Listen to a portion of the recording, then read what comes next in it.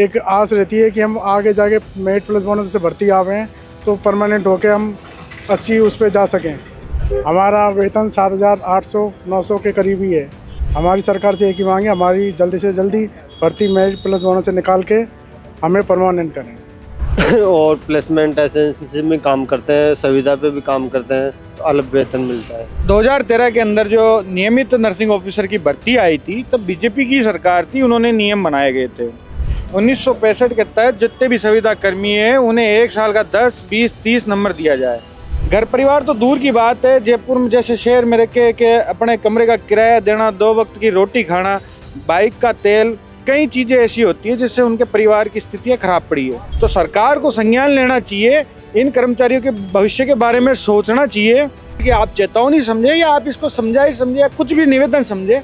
मैं आपको स्पष्ट रूप से ये कह रहा हूँ, तो सीएचसी की वैकेंसी, जो सीएचओ की वैकेंसी हुई, जो संविदा पे एनएचएम की वैकेंसी, आप उनका पेपर फाइट नहीं कर पाए, इससे बड़ी क्या बात होगी। बोलने की तमीज़ नहीं है। आप संविदा कर्मियों को अब शब्दों में बात करते हो, फिर आप अपने आप को लिखे पढ़े मानते हो। नमस्कार, मैं राकेश लवानिया, आप देख रहे 12 रफ्तार। चिकित्सा विभाग में अभी भी नर्सिंग कर्मी ऐसे हैं जो अस्थायी जॉब कर रहे हैं। प्रदेश भर में सरकार बड़े दावे करती है, लेकिन चिकित्सा विभाग और अस्पतालों में अस्थायी नौकरी कर रहे हैं अल्प वेतन में, और अब परमानेंट भर्ती की मांग कर रहे हैं सरकार से। अभी जो मेरे पीछे जो आप देख रहे हैं अभ्यर्थी, उनसे मैं बात कर लेता हूँ। भैया, क्या नाम आपका? संजीव। कहाँ से आए आप? जयपुर से ही हम। किस मांग को लेकर आप? नर्सिंग भर्ती पे मेरिट प्लस बोनस लाने के लिए, और हम काफ़ी दिनों से अल्प वेतन पे काम करते आ रहे हैं, और जिससे क्या हमारे परिवार को इस तरह से गुजारा नहीं हो पाता है, और इसलिए कि एक हमें एक आस रहती है कि हम आगे जाके मेरिट प्लस बोनस से भर्ती आवे हैं तो परमानेंट होके हम अच्छी उस पर जा सकें। अभी आप डेपुटेशन पे कर रहे हैं, अस्थायी कर रहे हैं? अस्थायी पे हैं हम इस टाइम। कितना क्या वेतन मान मिलता है? हमारा वेतन 7,800-900 के करीब ही है। कितने साल हो गए आपको? हमें 3-4 साल के करीब हो गए हैं। और 8,000 मिलते हैं? हाँ बिल्कुल।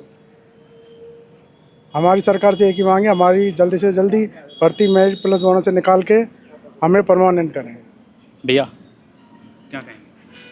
मैं सरकार से यही दरखास्त करना चाहता हूँ कि जो नर्सिंग कर्मी हैं, जो अल्प वेतन में कार्य कर रहे हैं और अच्छी सेवा दे रहे हैं, तो सरकार से यही उम्मीद करते हैं हम सभी नर्सिंग कर्मी जो संविदा, जो प्लेसमेंट एजेंसी के थ्रू जो लगे हुए हैं, ये चाह रहे हैं कि भर्ती जल्दी से जल्दी समय में पूरी करवाई जाए। और मैं आखिर भर्ती आपकी कब हुई? 2023 में। उसके बाद कोई भर्ती नहीं हुई? उसके बाद कोई भर्ती नहीं हुई। अस्थायी जॉब कर रहे हैं? मैं अस्थायी 108 में हूँ और प्लेसमेंट एजेंसी में काम करते हैं, संविदा पे भी काम करते हैं तो अलग वेतन मिलता है। तो गवर्नमेंट से हमारी यही मांग है कि हमारी भर्ती मेरिट बोनस से करवाई जाए। प्रदीप, नर्सिंग कर्मियों की भर्ती को लेकर आप लगातार सरकार से मांग भी कर रहे हैं, कैसे देखते हैं आप इसे?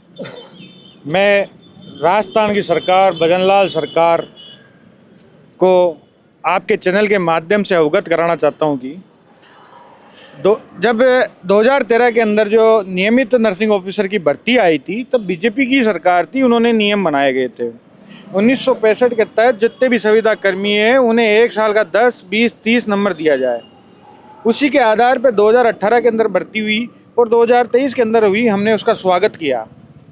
आज प्रदेश भर के चिकित्सालय के अंदर आप किसी भी चिकित्सालय में जाइए, वह अल्प मानदेय में कर्मचारी प्रति माह काम कर रहा है, 7 से 8,000 रुपये के बीच में काम करता है। आज के समय में उनका घर परिवार चलाना बहुत मुश्किल है। घर परिवार तो दूर की बात है, जयपुर में जैसे शहर में रह के अपने कमरे का किराया देना, 2 वक्त की रोटी खाना, बाइक का तेल, कई चीज़ें ऐसी होती है जिससे उनके परिवार की स्थितियाँ खराब पड़ी है। वो ये आगे ये देखते हैं जाके कि कहीं ना कहीं हम आगे जाके परमानेंट होंगे। उनको 8-8, 10-10 साल से वो संविदा पे अल्प वेतन में काम कर रहे हैं। तो सरकार को संज्ञान लेना चाहिए, इन कर्मचारियों के भविष्य के बारे में सोचना चाहिए कि जो इस उम्र के आखिरी पड़ाव में अपना भविष्य खराब करके अल्प मानदेय में काम कर रहे हैं, उनके भविष्य के साथ खिलवाड़ नहीं करना चाहिए। मैं आपके चैनल के माध्यम से एक बहुत छोटी सी बात कहना चाहूँगा। कुछ हमारे विपक्षी लोग जो कोचिंगों से मिलकर और इस भर्ती को, सरकार को गुमराह करना चाहते हैं, मैं उनको आपकी मीडिया के माध्यम से कहता हूँ, ये प्रदीप चौधरी की आप चेतावनी समझे या आप इसको समझाए समझे या कुछ भी निवेदन समझे। मैं आपको स्पष्ट रूप से ये कह रहा हूँ आप कहते हो कि ये तो इनको लिखित का ज्ञान नहीं है। अरे हमारे पास हाथ का हुनर है, क्या हमने डिग्रियां वैसे पढ़ी क्या बिना लिखे पढ़े ही? हमने भी एग्जाम दे के डिग्रियाँ प्राप्त की है। और आप इतने ही ज्ञानी हैं, आप सर्वश्रेष्ठ ज्ञानी हैं, तो CHE की वैकेंसी, जो CHO की वैकेंसी हुई, जो संविदा पे NHM की वैकेंसी, आप उनका पेपर फाइट नहीं कर पाए, इससे बड़ी क्या बात होगी? आप को बोलने की तमीज़ नहीं है। आप संविदा कर्मियों को अब शब्दों में बात करते हो, फिर आप अपने आप को लिखे पढ़े मानते हो। आपसे बड़ा लिखा पढ़ा मुझे लगता है इस दुनिया में कोई नहीं है। प्रदीप, आप ही के साथी अभी शहीद स्मारक पर धरने पर भी बैठे थे ANM की भर्ती को लेकर और स्थायी भर्ती की मांग को लेकर, वो रिटर्न से करवाने की। मैं वही बात आपको कहना चाहता हूँ, वो CHO का पेपर पास नहीं कर पाए, वो संविदा NHM का पेपर पास नहीं कराए, वो कोचिंगों से मिले हुए हैं। कोचिंग वालों के कोचिंग की दुकानें बंद कर दी सरकार ने कि एक अनुभवी कर्मचारी हो चिकित्सालय के अंदर, तो पीड़ित जो परिवार के जो एक्सीडेंट से लेकर या उनको किसी भी भारी बीमारी के लेकर जो इलाज है, वो तो एक अनुभवी तो देगा, इलाज तो वही कर पाएगा ना। और क्या ये जो डिग्रियां प्राप्त करके जो संविदा पे लगे हैं, ये क्या अनपढ़ है क्या? मैं पूछना चाहता हूँ आपकी मीडिया के माध्यम से, क्या ये अनपढ़ है क्या? इन्होंने पढ़ाई लिखाई नहीं करी क्या? 2023 में आखिरी भर्ती निकली थी, कैसे देखते हैं? 2023 में भी बड़े संघर्ष के बाद भर्ती हुई थी और उसी प्रकार से हमें भी संघर्ष करना पड़ रहा है। लेकिन सरकार को हमारे भविष्य के बारे में सोचना चाहिए और स्पष्टीकरण देना चाहिए कि भर्ती मेरिट और बोनस से ही आएगी। हम मानते हैं सरकार हमारे पक्ष में है, जैसे भी हम सब मंत्रियों से भी मिले, मुख्यमंत्री के यहाँ भी हमने ज्ञापन दिया है, चिकित्सा मंत्री महोदय से भी मिले। चिकित्सा मंत्री महोदय के एक संवेदनशील चिकित्सा मंत्री है और हमें उम्मीद है इन संविदा कर्मचारियों का किसी का भविष्य खराब नहीं होने देंगे। हम प्रत्येक विधायक को हम लेटर के माध्यम से अवगत करा रहे हैं और लगभग अभी तक हमारे पास राजस्थान के 200 विधायकों में से 150 प्लस विधायक हमारे पक्ष में है। सरकार में मंत्री जो हैं कहते हैं कि भर्ती लिखित होनी चाहिए, बैकडोर से नहीं होनी चाहिए। देखो सर, मैंने तो ऐसा कहीं देखा नहीं कि चिकित्सा मंत्री महोदय ने ऐसा कोई बयान दिया हो कि भर्ती लिखित से होनी चाहिए। जब लिखित वालों ने फाइल चलाई तो सरकार ने उस पर संज्ञान लिया और उस पर किसी प्रकार का एक्शन नहीं लिया। उसमें संविदा निविदा कर्मचारियों के पक्ष में फैसला रखा गया है सरकार की तरफ से। ये तो सोशल मीडिया की बातें हैं, हमने ऐसा कहीं नहीं सुना कि चिकित्सा मंत्री ने ये बयान दिया है। अब संविदा और निविदा पे काम कर रहे हैं, परमानेंट भर्ती की आप सरकार से मांग कर रहे हैं। 2023 में भर्ती निकली, क्या लगता है भर्ती निकलेगी? बिल्कुल, हमें सरकार से पूरी उम्मीद है। हमारा संघर्ष लगातार जारी है। हमारी संघर्ष समिति और हम सब एक जगह मिलकर बैठकर एक मंच पे काम कर रहे हैं। अभी हमने नववर्ष के उपलक्ष्य में खून से प्रदेश भर में हमारी संघर्ष समितियों के नर्सेज साथियों ने, पूरे प्रदेश भर से नर्सेज साथियों ने खून से लेटर के माध्यम से, कार्ड के माध्यम से, पोस्ट के माध्यम से माननीय मुख्यमंत्री का ध्यान आकर्षित किया है। और मुख्यमंत्री जी बिल्कुल संवेदनशील है। हम सरकार हमारे साथ है, हम सरकार के साथ हैं। अगर फिर भी अगर किसी प्रकार का खिलवाड़ किया जाएगा तो सड़कें हमारी है, सड़कों पे निकल पड़ेंगे। हमारे पास फिर बचेगा ही क्या? हमें तो लड़ना है। प्रदीप, आप नर्सिंग कर्मियों का आप सभी एक ही साथी है। शहीद स्मारक पर जो लोग नर्सिंग कर्मी जो कह रहे हैं कि ठेके कर्मचारी पर लगे हैं, अस्थायी हमें जॉब परमानेंट किया जाए, लिखित किया जाए, अलग अलग स्थितियाँ क्यों हैं?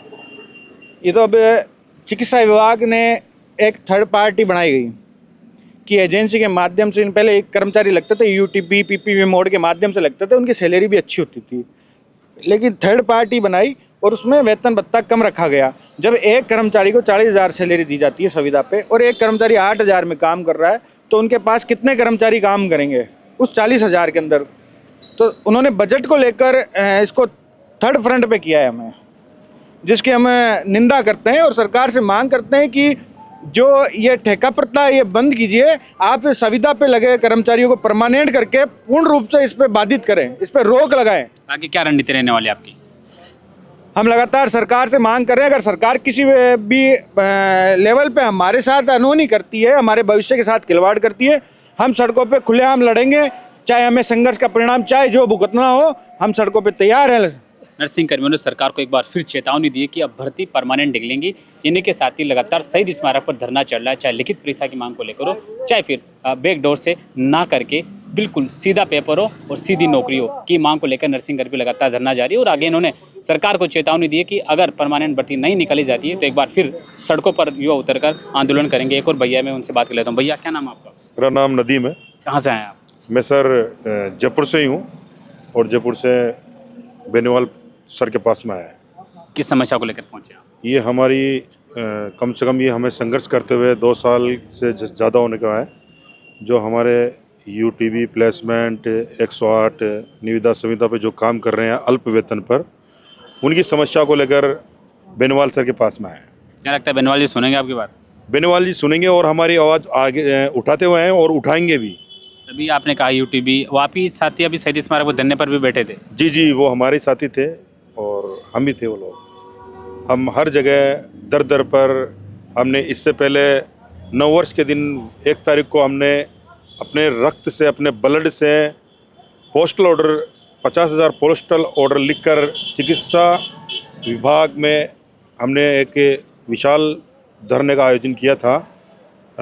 चिकित्सा मंत्री और मुख्यमंत्री को हमने उसके लिए ज्ञापन अवगत कराया था और ऑल राजस्थान के अंदर 50,000 से भी ज़्यादा अपने रक्त से पोस्टल ऑर्डर लिखकर उसे अवगत कराया था मुख्यमंत्री को और चिकित्सा मंत्री को। क्या लगता है कि अब आपने ज्ञापन भी दिया कि सुनवाई की जा रही हो रही? हाँ, हमारी अवश्य मानी जाएगी, क्योंकि भजनलाल सरकार जो पिछले 2 साल में हर वर्ग को, हर डिपार्टमेंट को नौकरी के लिए सबको दिया है, तो हमें ये लगता है हमें भी देंगे। और चिकित्सा विभाग के अंदर तो काफ़ी सारी भर्तियां हैं और चिकित्सा मंत्री तो एक राजा है, उनके पास में राजा का दर्जा है, वो प्रजा की तो ज़रूर सुनेंगे। क्या रणनीति रहने वाली है अब? आगे की जो रणनीति है वो बता दी जाएगी आपको। बिल्कुल। नर्सिंग कर्मी अभ्यर्थी लगातार सरकार से मांग कर रहे हैं कि अब अगर इनकी मांग नहीं मानी जाती वापस से सड़कों पर उतरेंगे।